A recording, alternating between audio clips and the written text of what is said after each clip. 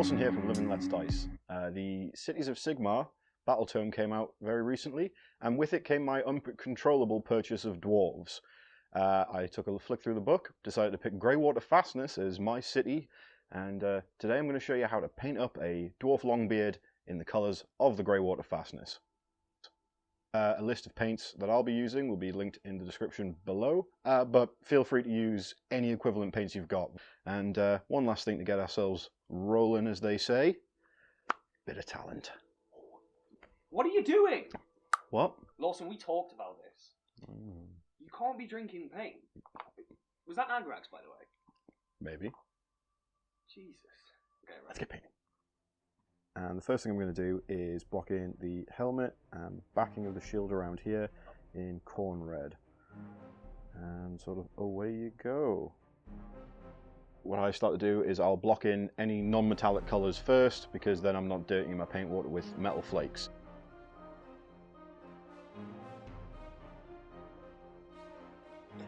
Okay, so with the red parts now done, I'm going to move on to the grey of the beard and of the shield details. So I've taken Celestra Grey with the beard details. I'm not being majorly neat, but I am trying to avoid the beard bangles, or whatever they're called. I'm sure somebody will be happy to correct me in the comments. And please do. I like to learn.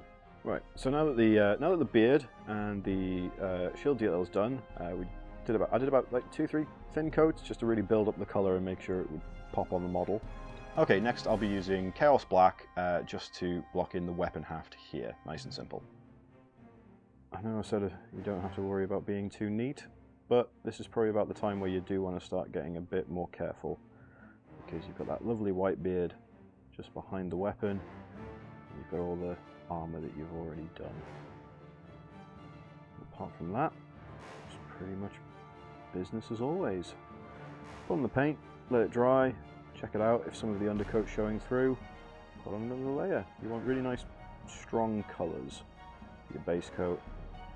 It just really helps yourself along with the whole painting process. There we go. So with the weapon half done, we'll be moving on to the little bits of face and flesh just peeking out of his helmet there. You notice I'm switching to a slightly smaller brush just so I can get a bit of better control over the paint. And yeah, just keep a steady hand. It's not exact science. I've been painting for 10 years and I'll still slap it all over the place by accident. So it's alright, if you make a mistake, just take beard colour and paint back over what you've overspilled on.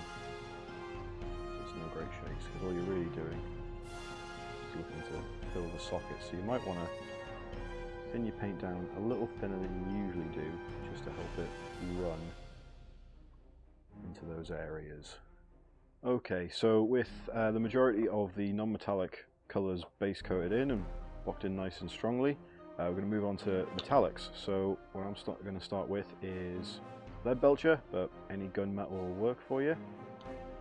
I'm using a slightly larger brush because there's quite large areas of the model that I'll be doing, but I'll be switching to a smaller brush just to get to little fiddly bits, bits of sort of nice little design bits that are on his greaves and whatnot. Okay, so with the silver metallics done, I'm going to go back over and pick out some details that I want to pop out a little bit more. So I quite like the idea of having some golden eyebrows on him and the nice little sort of dwarven motif that's on his axe head here.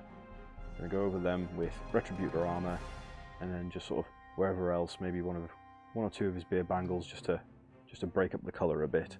But it's perfectly up to you where you want to put your golds, or a brass, or a copper, or you can leave it all silver.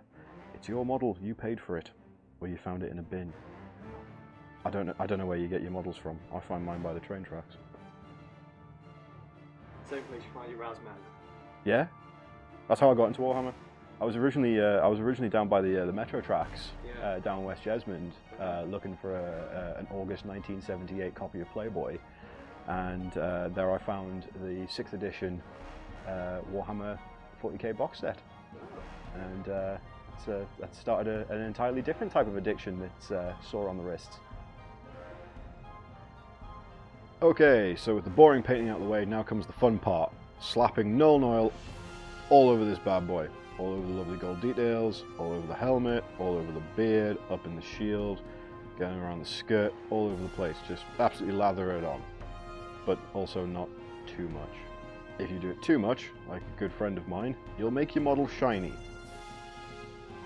I to this day don't know how he managed it.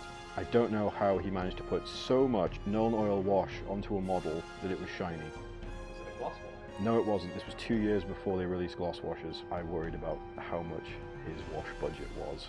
Too damn high. Yes, the wash budget is too damn high. Memes! But yeah, so just make sure that you get everything. It's always good to go over in like just one sitting, as it were, because then you'll stop tide marks. Okay, so you might have noticed that I haven't touched the shoulder pads yet. That's because we're going to be doing them in yellow, and I want the yellow to be nice and bright. And if I painted them at the same time that I painted everything else, and then washed it with Nuln Oil, it would look like garbage. Okay, so with the Nuln Oil dry, we're going to move on to the yellow shoulder pads. Really build up a nice, strong yellow tone. And obviously, if you've got a full unit of these guys going on, you can get an assembly line sort of thing going, so by the time you finish the last one, you'll be back ready to paint another layer on the first one. So that's the yellow finished. I'm going to take a bit of wash, using Cassandora yellow, but any sort of yellow wash will work. And just put it on.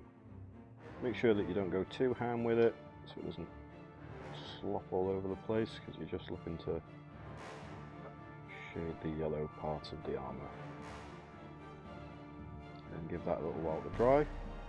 Move on to the next step, which will be painting metallics. So that's the model basically finished. You can base that, paint the rim of the base, stick it out on the tabletop and be very proud of what you've done. But if you want to make it a little bit more extra, what you can do is you can start highlighting the armour, the metallics, the shield, the beard, which is what I'm going to be doing now, starting with the armour. You take some Thunderhawk Blue. So what you want to concentrate on, particularly with this model, is his hands and his back, just there. So that's what we're going to do now. Just get a nice point on your brush, and then just trace along the back of the armour plate. So with the armour done, we focused mainly on his fists, his greaves, and just a little bit on his back there. The idea being that sort of like highlighting the parts that people are going to be drawn to the most, which is always like the face, the shield, and the weapon. It's not cutting corners, it's just making sure people are looking at the places that you want them to look at. So next up on the list is the shield and the helmet. With this particular shield, there's a rim on the inside that I'm just going to pick out. Just like that, just in these little places here. For the final non-metallic highlight that we're doing, I'm going to take a little bit of Cadian flesh tone, whatever light skin tone that you've got. And all you're doing is just taking the tip of your brush, just putting a little line on each cheek. Okay, so onto the home stretch, the metallics. What I'm going to do is going to take some Stormhost Silver, or any silver really. And what you want to do, well, what I like to do personally, is focus on places that you think that the dwarf would care about the most. So with the silver highlights done, we're going to quickly go over the gold parts with Liverator Gold, and that'll be that finished. Because this was a very old box of dwarves, it didn't come with round bases, so I used MDF bases, slapped a bit of Vallejo's sandy texture on it, and then super glued the model down onto it. And there you have it, a dwarf Longbeard painted up in the style of the Greywater Fastness. I hope you enjoyed the video, and I'd love to see what kind of work that you guys are working on. And if you want to show me, you can find me over on Twitter at GDLawman. And if you want to take a closer look at any of my work, you can find me at Murder Room Miniatures. As always, thank you very much for watching. Please like, comment, share, subscribe, send it to your nana. And if you're not convinced, here's an actual testimonial from an actual person. He is treating me well. From the script! I painted this model on my own. And as always, live and let's dice.